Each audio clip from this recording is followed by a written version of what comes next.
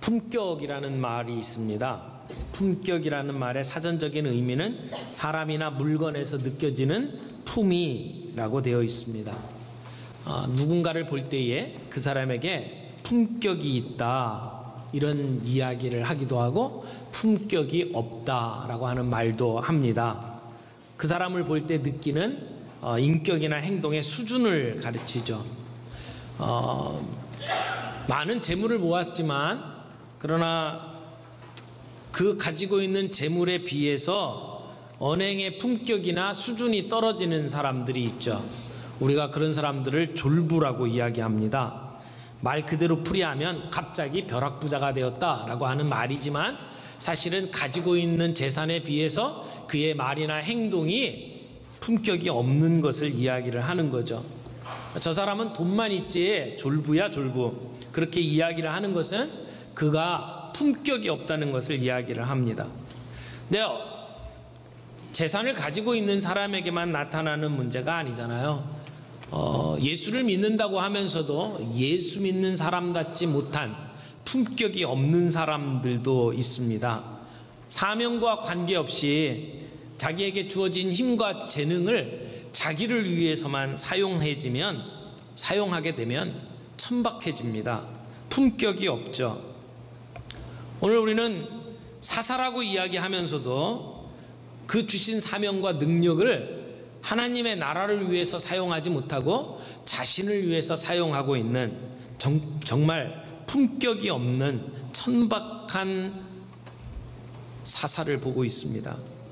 엉뚱한 일에 정신이 팔려서 자신의 본분을 잃어버린 사사의 이야기를 오늘 우리가 보고 있습니다.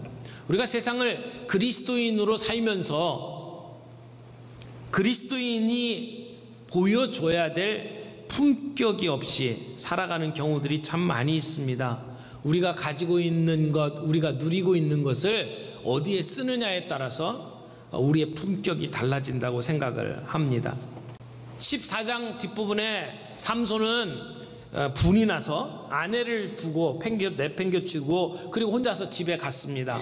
그리고 정확하게 어느 정도 시간이 흘렀는지는 잘 모릅니다만은 삼손의 화가 풀리기에 충분한 시간이 지난 다음에 삼손이 다시 처가를 방문합니다. 근데 염소 새끼를 가지고 갔어요. 아마도 지난번에 있었던 일들을 화해하기 위해서 선물을 준비한 것 같습니다. 그러니까 요즘으로 치면 초콜릿 박스나 꽃다발을 들고 그리고 처갓집에 온 겁니다. 그런데 장인의 모습이 불안합니다. 그를 반갑게 맞이하지 못합니다. 난감해합니다. 찾아온 삼손에게 장인이 이렇게 이야기를 하죠. 나는 자네가 내 딸을 정말 미워한다고 생각을 하고 그 딸을 그 친구의 아내에게 주었다네. 사실은 동생이 언니보다 훨씬 더 예쁘니까 이 동생을 아내로 삼게. 이 말을 들은 삼손은 그 말을 받아들이질 않죠. 그리고 이렇게 선언을 합니다. 내가 블레셋 사람들을 해할지라도 그들에 대하여 내게 허물이 없을 것이다.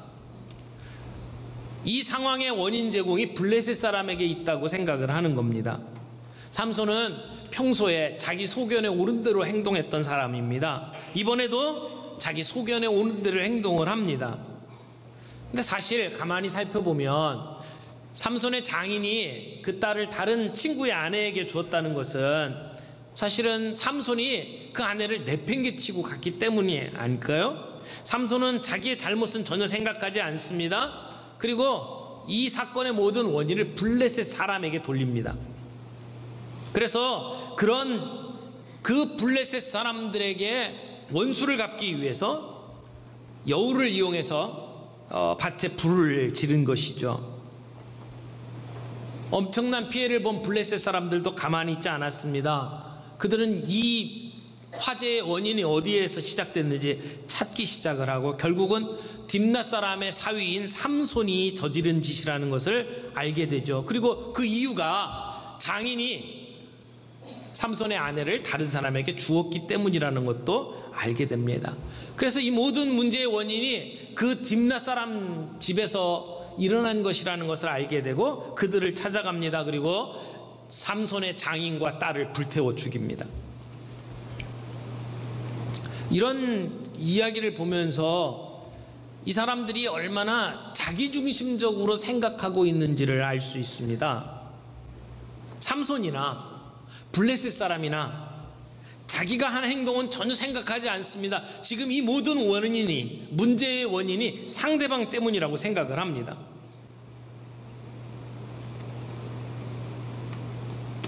삼손이 블레셋 사람을 죽였기 때문에 블레셋 사람은 삼손을 죽이려고 찾아다닙니다. 근데 가만히 살펴보면 삼손이 왜 블레셋 사람을 죽입니까? 삼손의 아내와 장인을 불태웠기 때문입니다. 근데 그들이 왜 불태웠습니까? 삼손이 여우들을 가지고 밭에 불을 질렀기 때문이죠. 그러면 삼손이 그렇게 한 이유가 뭡니까?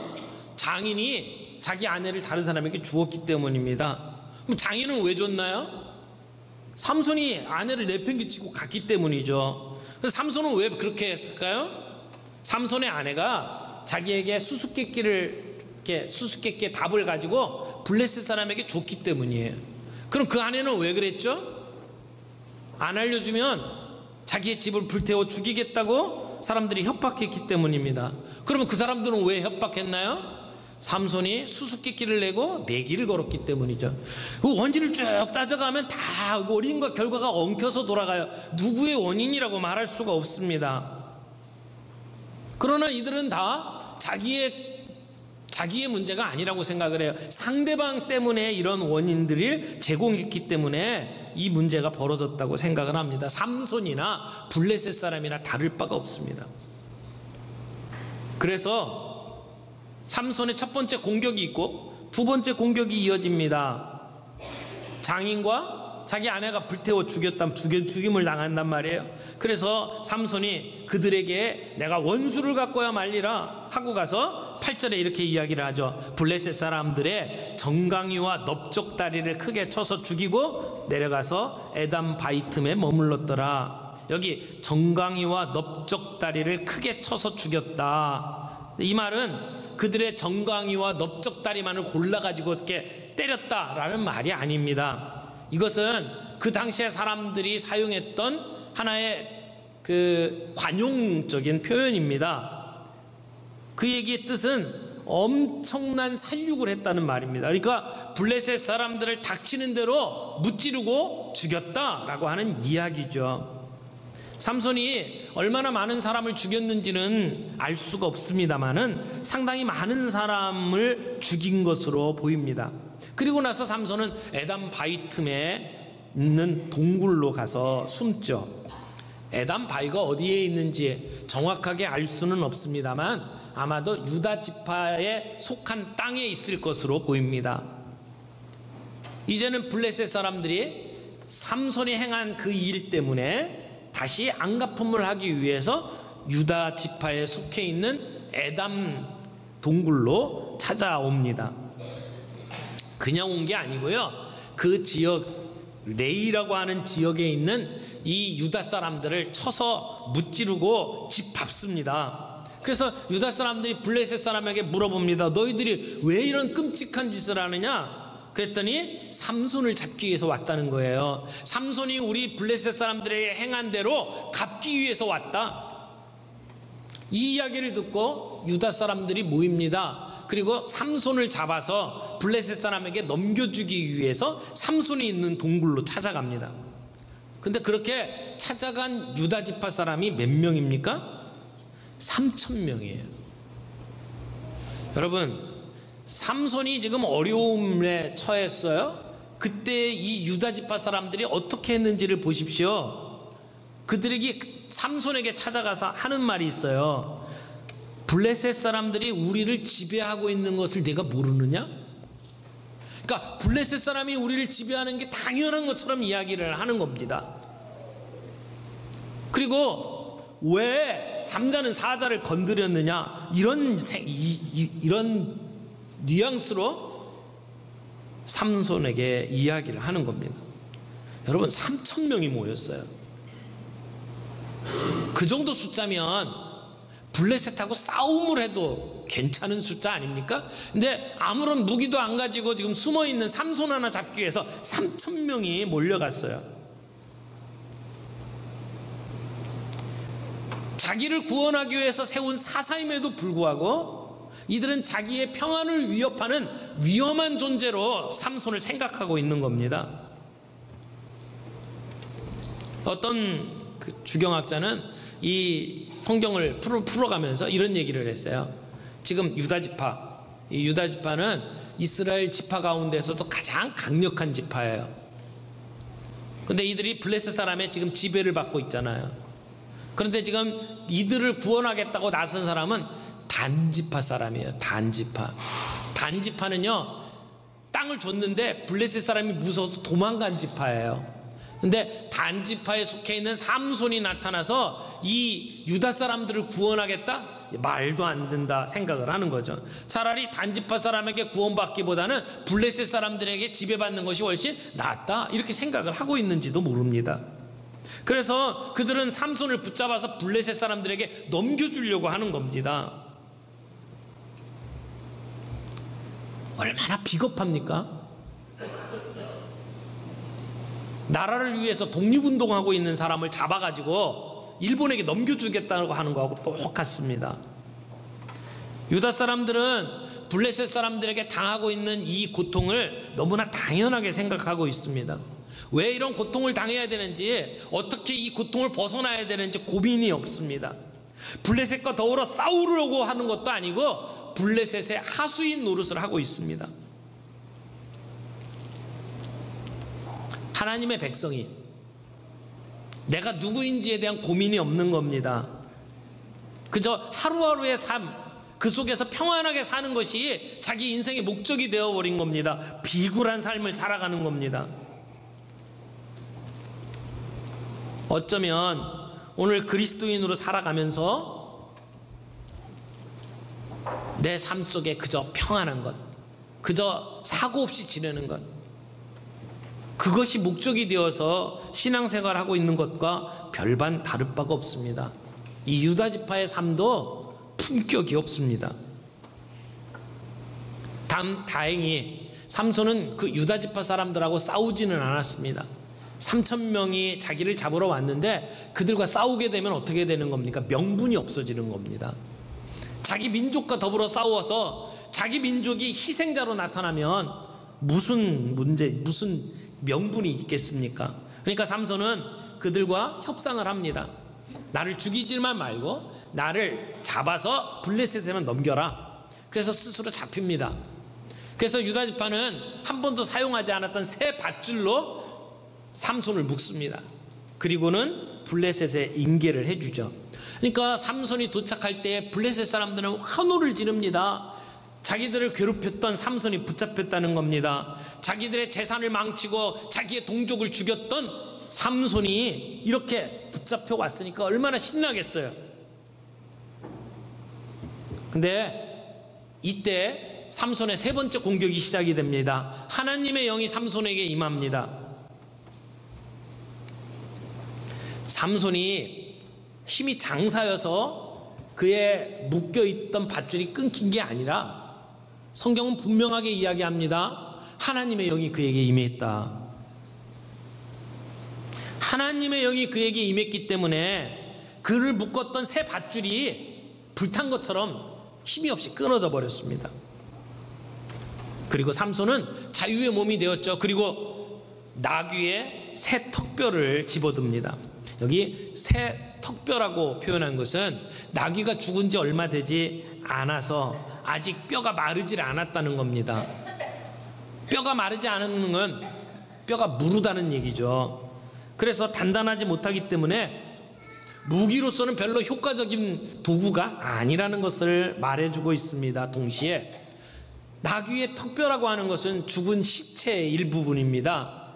삼손이 나시린으로서 붙잡아야 될 것이 아닙니다.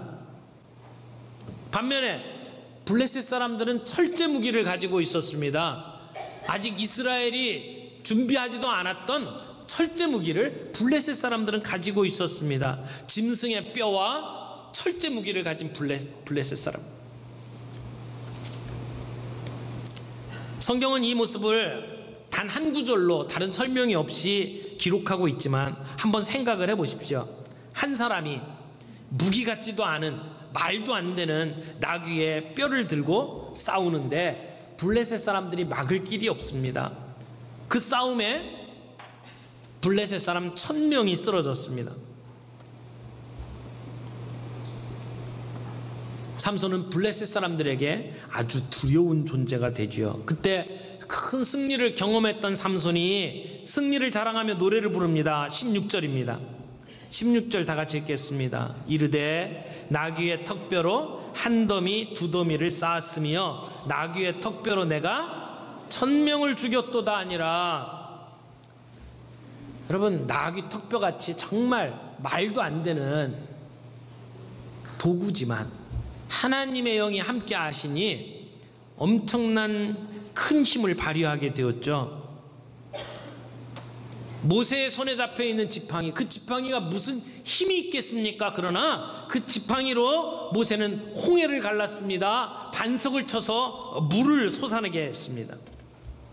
삼갈이라고 하는 사사의 손에 잡혀 있는 소모는 막대기, 그 막대기가 뭐가 대단합니까? 그러나 하나님의 영이 함께 하시니까 블레셋 사람 600명을 죽이는 무기가 되었습니다. 소년 다윗의 손에 붙잡혀 있는 물맷돌, 그 물맷돌이 뭐가 그래 대단합니까? 그러나 하나님의 영이 함께 하시니까 그 엄청난 거인 골리앗을 물리치는 도구가 되었습니다. 우리가 가지고 있는 것이 별 볼 일 없는 것이라 할지라도 하나님의 영이 함께 하시면 그게 작은 게 아닙니다. 그걸 통해서 하나님은 큰 일을 할 수가 있습니다. 그런데 여기 삼손이 부른 노래를 주목해 보십시오. 지금 이 승리는 하나님의 영이 함께 하심으로 얻어진 겁니다.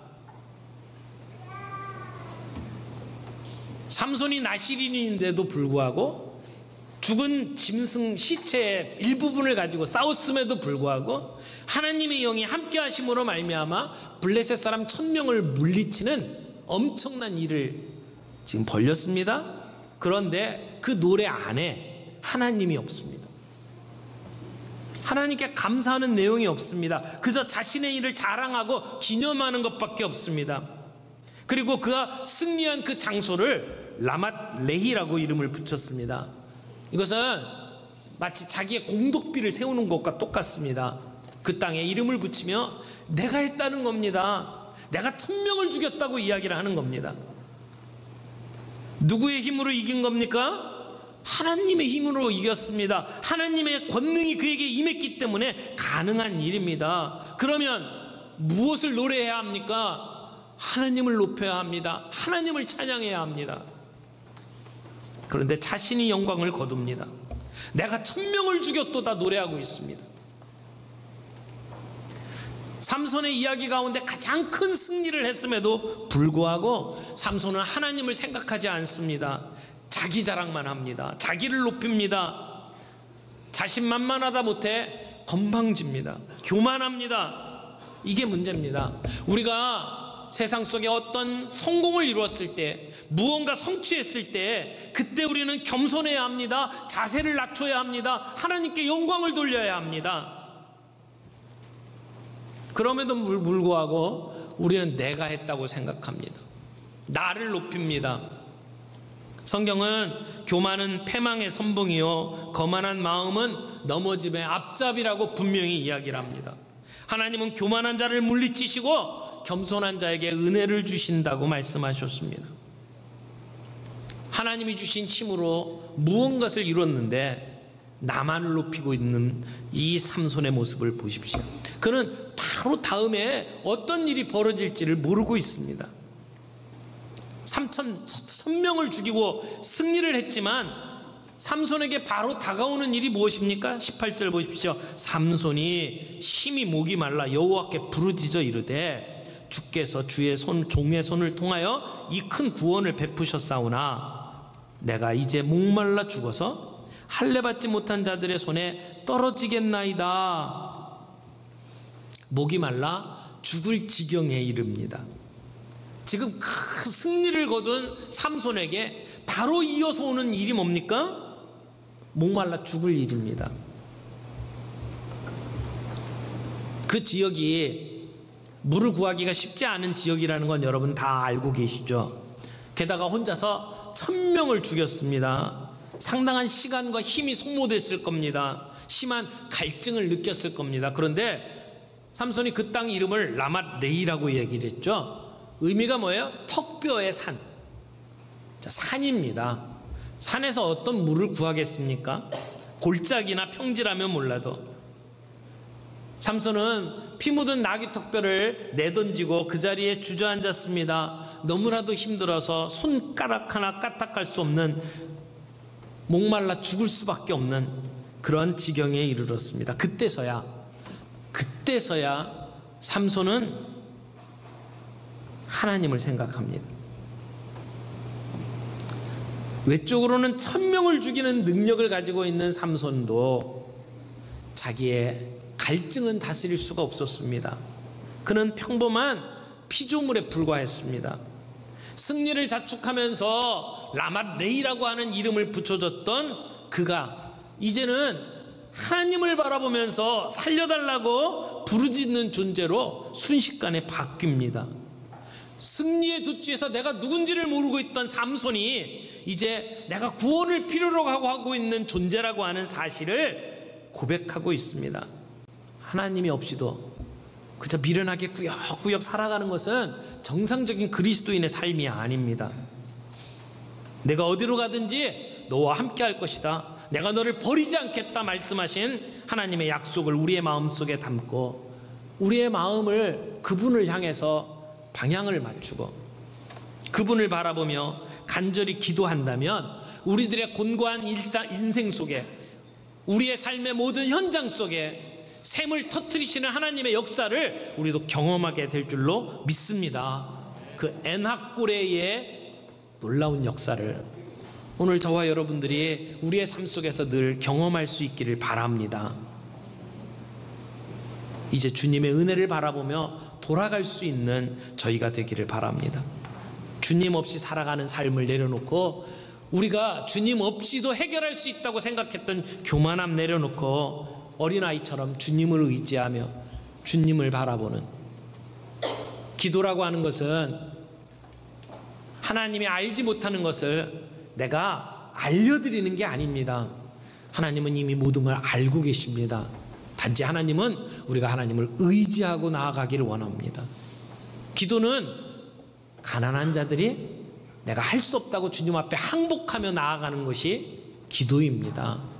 오늘 우리의 교만을 내려놓고 내가 할 수 있다고 생각했던 것들을 내려놓고 주님을 의지하며 그분을 믿고 신뢰하며 무릎을 꿇을 수 있을 때, 그때 하나님은 우리의 삶 속에서 엔하꼬레의 그 놀라운 역사, 샘을 터뜨리는, 그래서 우리를 회복시키시는 하나님의 역사를 우리가 경험하게 될 줄로 믿습니다.